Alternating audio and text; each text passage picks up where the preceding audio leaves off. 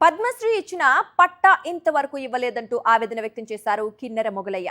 గత 2 సంవత్సరాలుగా భూమి పట్టా కోసం కోర్టులు, ప్రభుత్వ కార్యాలయాల చుట్టూ తిరుగుతున్నా ఫలితం లేకుండా పోయిందని ఆయన భావోద్వేగానికి గురయ్యాడు.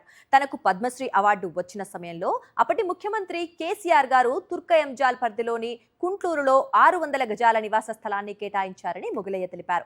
ఇక ఆ తర్వాత ప్రస్తుత ముఖ్యమంత్రి రేవంత్ రెడ్డి కూడా తనకు జీవో కాపీని అందించారని చెప్పారు. అయితే ఆ భూమికి సంబంధించి ఎవరో కోర్టుకు వెళ్లడంతో గత 2 ఏళ్లుగా సమస్య నడుస్తోందని, లాయర్ల ఫీజుల కోసమే వేల రూపాయలు ఖర్చు చేయాల్సి వస్తోందని ఆయన వాపోయారు.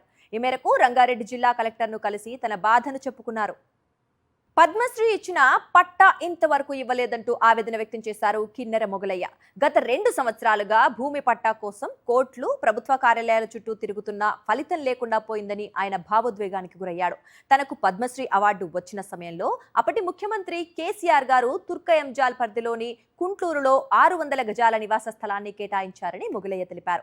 ఇక ఆ తర్వాత ప్రస్తుత ముఖ్యమంత్రి రేవంత్ రెడ్డి కూడా తనకు జీవో కాపీని అందించారని చెప్పారు. అయితే ఆ భూమికి సంబంధించి ఎవరో కోర్టుకు వెళ్లడంతో గత 2 ఏళ్లుగా సమస్య నడుస్తోందని, లాయర్ల ఫీజుల కోసమే వేల రూపాయలు ఖర్చు చేయాల్సి వస్తోందని ఆయన వాపోయారు.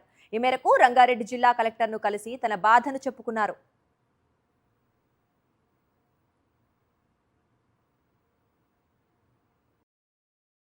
మరిన్ని అప్డేట్స్ కోసం ఛానల్ను సబ్స్క్రైబ్ చేయండి. నోటిఫికేషన్స్ కోసం బెల్ ఐకాన్ పై క్లిక్ చేయండి.